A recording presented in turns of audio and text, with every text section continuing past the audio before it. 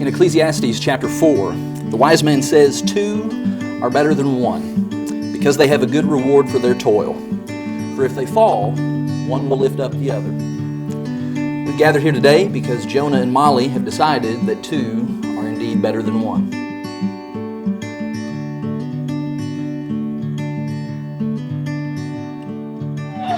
Thank you.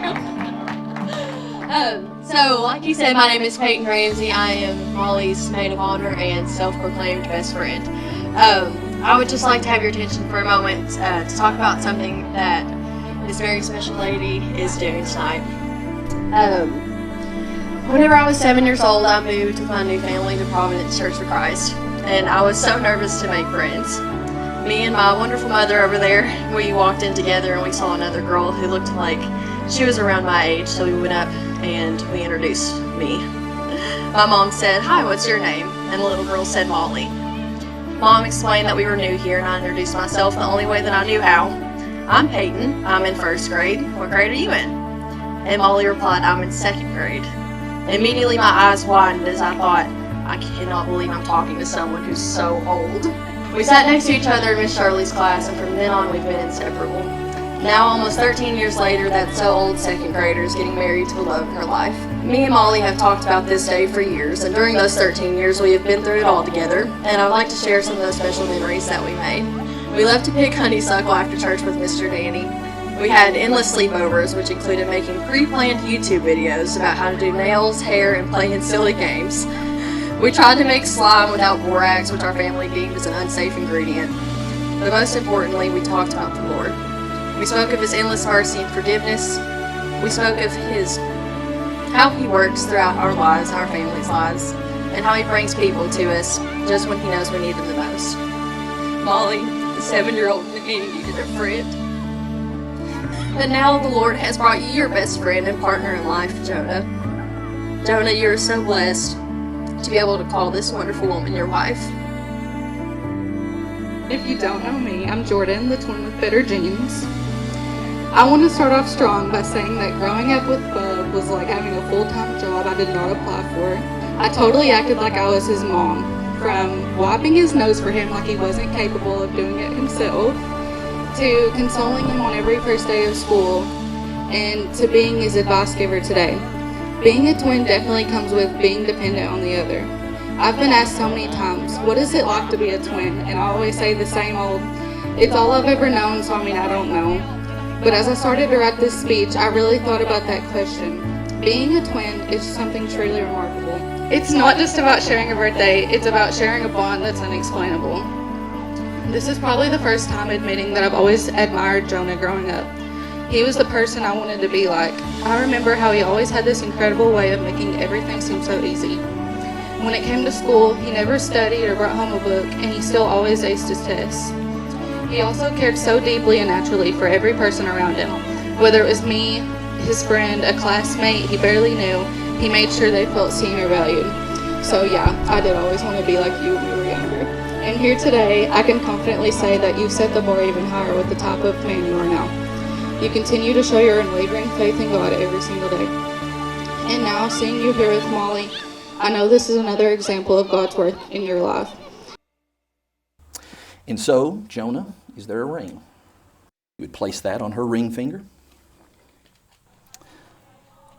Jonah, do you take Molly Elizabeth Craig to be your lawfully wedded wife, to have and to hold from this day forward, for richer or poorer, in sickness and in health, to love and to cherish, forsaking all others, till death do you part?